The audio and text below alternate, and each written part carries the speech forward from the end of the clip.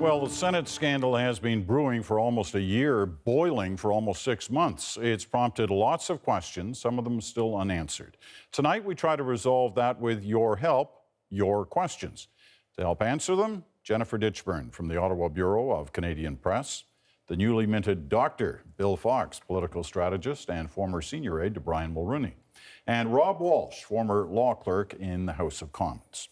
Welcome. Let's get this started. We've had lots of questions over the last week, and we've boiled it down to a dozen or so of what we think are some of the key ones. So let's start with the first one. Here it is, came in by video from Toronto.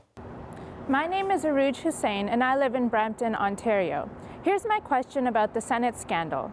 Had Nigel Wright used the proper channels for approval and was open and transparent about the process, would it have been okay for him to cut Mike Duffy the check? Under what circumstances would it have been okay for Mr. Wright to have paid Mr. Duffy's expenses? Thank you. All right, that is a good question. What's the answer, Jennifer?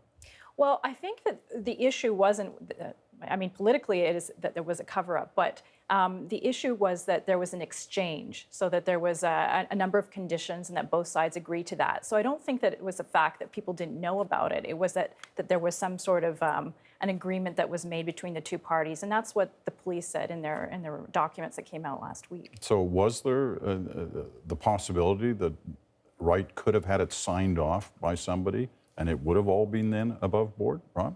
Well, I think proper channels and doing things in public is always a good recipe for avoiding any later criticism. I would think that in this case, proper channels would have probably been approval by the Prime Minister and probably approval by the chairman of the Senate Committee on Internal Economy. And if those two principals knew what he was doing and there was no other covert aspects to it, he might have been fine. Let's go to the next question, and here it is. It's from Aziz Andani in Unionville, Ontario.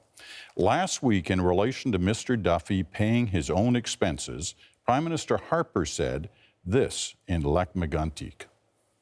Was my view from the beginning, it always has been, and said to Mr. Duffy right from the outset that Mr. Duffy should repay his own expenses. I was told that that was what he had agreed to do. I was told that is what he had done. And here's the question. Here's my question. Who told Harper Duffy himself had repaid his expenses and when? Do we know the answer to that, Bill? Well, I think there were several answers depending on what day you put the question. I guess it's part of the problem. And if you go to the RCM police affidavit, they make it very clear that there were at several points in a process over some several days and even weeks, that people seemed to have an agreement with Mr. Duffy that he would repay these expenses. Then the deal seemed to come unstuck. People had to go back to it. So my sense is it was probably an iterative process. And my sense is that Mr. Wright, as the chief of staff, probably reported a number of times that they were, kind of helping Duffy get to the right answer from their perspective, not necessarily Senator Duffy's perspective. Jennifer? Well, we can't be 100% sure, but there was a memo that was drafted to the Prime Minister and sent to him on March 22nd, in which they say that Mr. Duffy has repaid. That doesn't mean necessarily that the Prime Minister didn't know about other plans in the past to have the party pay, but at that point on March 22nd, they were telling him that Mr. Duffy had repaid his expenses. What I find interesting about this question is it's another example of where the Prime Minister and others around him have chosen not to be specific in their answers. Now, this isn't anything necessarily specific to this government. We watched Paul Martin do the same thing under heavy criticism from Stephen Harper that he wasn't being specific and that he wasn't giving direct answers. And it would seem on this, it's the same thing. Now, is there at a time at which you don't want to be specific and direct in your answers that makes sense strategically not to be specific? Well, I think it's tricky ground, and particularly once there is a decision taken to refer something to the police. I mean, at that point, there is a formal investigation underway, and you have to be aware of that, sensitive to it. You can't do anything that compromises the police's ability to do their jobs and to come up with the answers that they're searching for as part of their investigation. But again, if you go, and I'm going to sound like an apologist here a little bit, and I do feel pretty strongly that the core group at the PMO have been kind of thrown under the bus, frankly, in the sense that I think these people came to the management of this file in part because the people who were supposed to be managing the file, i.e. the Senate leadership, weren't doing their jobs. And so I don't think this was some kind of PMO Bigfoot thing. I think it was, this thing's getting out of hand and we need to get into it.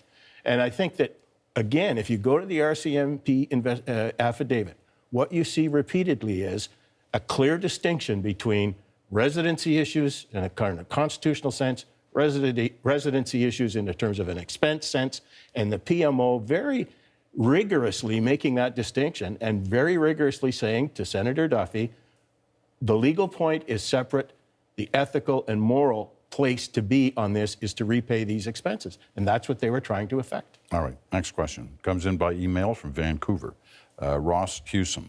Concerning emails, what obligation is there for government members as well as their staff to maintain complete email paper trails? Do we know that email exchanges that were released on November 20th are complete?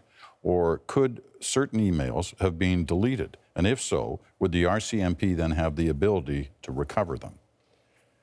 Rob. Well, I don't know that you could say there's a legal obligation to maintain an email paper trail, or possibly not any kind of paper trail, but paper, as we all know, is part of the usual process of any administrative organization, and it's expected there will be a paper trail. Emails are a new invention. It's not quite clear what the obligations are there, but certainly, and if one was to delete emails without any obligation to disclose them, that might not be a problem, but certainly once there was a duty to disclose these emails, or you had reason to anticipate there would be a lawful inquiry about those emails, if you were to delete them, I think that might run the risk of being an obstruction of justice that you were trying to frustrate, in this case, a police investigation. Is anything ever really deleted, though? I thought that it's always exists somewhere. And you see some of of what's in those documents last week is the RCMP wants access to servers to go after a lot of stuff. The Library and Archives Act is pretty explicit about the fact that you need to keep government records, and there are only a few exceptions by which you can delete or destroy emails, and emails is in the Act. So when we hear that the Prime Minister's former counsel, Benjamin Perrin's emails were deleted as a matter of course, as we were told, it's a little bit surprising because apparently the only reason you could destroy a record is if you were in a casual conversation with someone or you were making notes for yourself in, let's say, a Microsoft Word document, and that wasn't sort of a critical email that was being sent to someone else. Otherwise, everything is supposed to be kept, and only the chief librarian archivist can decide whether those are going to be deleted. My hunch is that anybody who thinks they deleted something is mistaken, that they're on the server at the PCO and that the police have them. Yeah, I'm with you. I don't think anything gets deleted anymore. And keep that in mind, no matter what emails you're sending or wherever you're sending them. Next question is coming in on video. Here it is. Hi, my name is Robert Toombs, and I'm from Ottawa, Ontario. My question is, why did the PMO agree to reimburse Mike Duffy all of his expenses while presumably not offering the same benefit to Pamela Wallin and Patrick Brazeau? That's the why Duffy question. Why is he, different than everybody else? Answer? Well, that's the one that we talk about in the newsroom most often, I think. Why Mr. Duffy? And it's a hard one to answer. Now, Brazeau is a little bit easier to answer. At the time when this all came out, he had already been ejected from the Conservative caucus on an unrelated matter for some charges that were brought against him in a Gatineau court.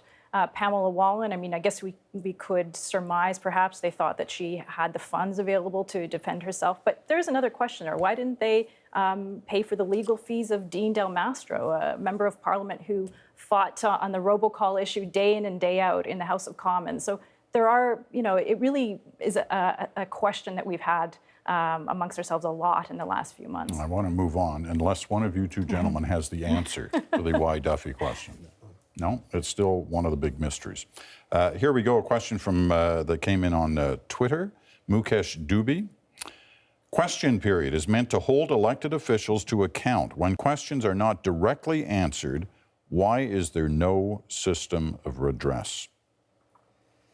Rob. Well, there's no system of redress, I would have to say, because there's no rules regarding question period. In the sense, there's no rule defining what is expected in an answer. You have to remember, it seems to me, that question period is about political accountability, not legal accountability. And the difference is important. In a legal proceeding, legal accountability, the pursuit is truth and justice, Well, in a parliamentary or political proceeding, that's not the objective truth or justice. It's political debate. It's partisan political advantage. It's questions are designed to put the government in a difficult spot, and answers are designed to get out of that difficult spot, usually or often by not answering. And there is no ability, no power vested in the Speaker to in any way challenge the answers as being inadequate. They're expected to respond, but the quality of the answer is not something that's governed by any rules. You know, there is a belief on the part of some that this all happened, changed when TV came into the House. It became much more theatrical and they didn't answer questions than before they did. Well, you and I are old enough to remember what it was like before television. That was 35 years ago. And I think there's some degree of truth to that. There was more answering going on then. Maybe, but I think question periods actually served us all as citizens well.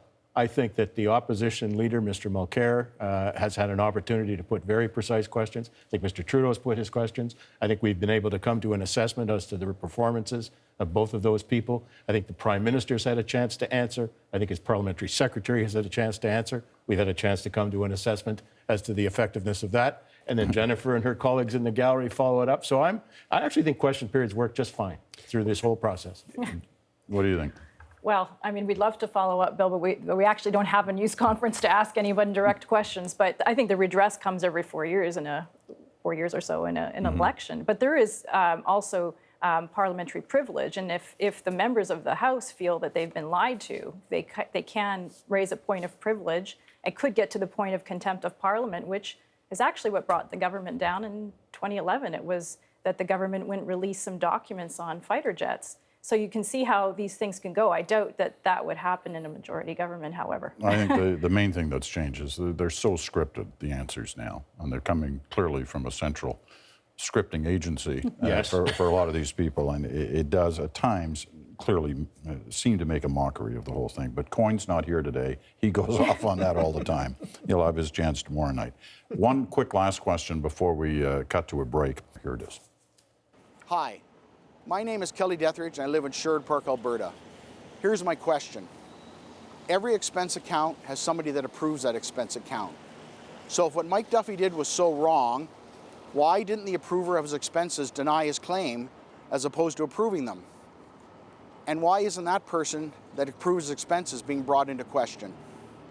All right, I love this question. We've only got less than a minute to answer it for a break. Rob. Well, anybody in the position of having to approve an expense claim either relies on the information provided by the person presenting the claim or makes some assumptions about it.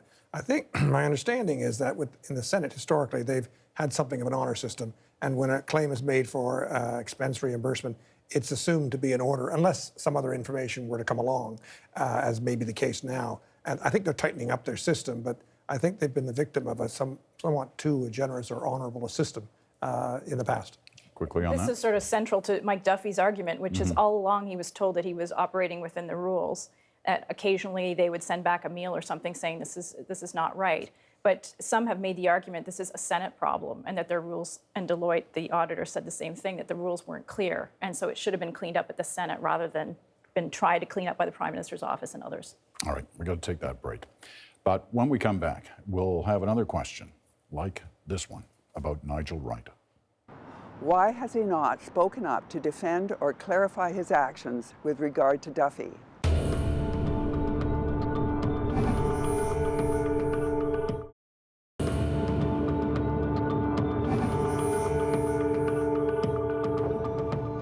And welcome back to your questions about the Senate story. At the table tonight, Jennifer Ditchburn, Bill Fox, and Rob Walsh. Let's get right to it. Here's the first question for this segment, and it's in here by video. My name is Beverly Bradley, and I live on Pender Island, British Columbia. Here is my question on the Senate scandal. People speak highly of Wright's character. Why has he not spoken up to defend or clarify his actions with regard to Duffy? Has he been asked? What does he say when asked? Well, a few of us have been trying that very question to him. Oh, yes. At least once a week, if not more, I email him or his lawyer staff, find out if they have a comment. And he has made some comments, and usually the gist of it is that he felt he was acting honorably and within the law. Perhaps he just wants to stay out of the fray right now, and his moment to speak would probably be in a court setting. And most of those comments have been, as you say, through his lawyer in writing. I think he's sort of scrummed once at 4 in the morning on a run. Is this the right approach for somebody in his position to take? Well, I suppose I'm biased. As a lawyer, I certainly would counsel him not to engage in any public exchange of views while there's an investigation pending. And certainly, if there are charges laid, he won't be saying anything after that. Once it's announced there are no charges being laid against him, he might have things to say, or he might wait until there is a trial where he's asked to testify. I'm one of those people that speaks highly of Nigel. I know him personally. I have the highest regard for him professionally and as an individual in terms of his personal values. And I think what's going on here is that he is cooperating with the police investigation. And again, to go back to the affidavit, it is worth noting that he has met with them. He has provided them with detailed information, including a lot of emails. And I think at an appropriate time, he will speak. Next question by email, Will Knight from Ottawa. Should Wright and Duffy go to trial, what is the likelihood of the Prime Minister being called as a witness? Could he refuse to cooperate? Rob? Well, this is a very interesting question, and if I'm not mistaken, Mr. Duffy or his lawyers several weeks ago indicated they may well be calling Mr. Harper as a witness. But the question that occurs to me immediately is whether Mr. Harper might try to invoke parliamentary privilege for not testifying. This raises a number of implications. If he invokes parliamentary privilege, presumably that will be challenged and the issue will be argued in court. If the court upholds the application of parliamentary privilege such that Mr. Harper is not available, then Mr. Duffy arguably could argue the charges should be dismissed against him because he can't have a fair trial without the testimony of Mr. Harper. On the other hand, if the question of parliamentary privilege is not accepted by the court, Mr. Harper may well appeal it, which delays matters to beyond the election of 2015, at which point maybe the trial and any testimony by Mr. Harper may not be so difficult. All right, last question. Earl Knipple from Manitowoc, Ontario, by email. Worst case scenario, could this bring down the government and the Prime Minister? What would that scenario be?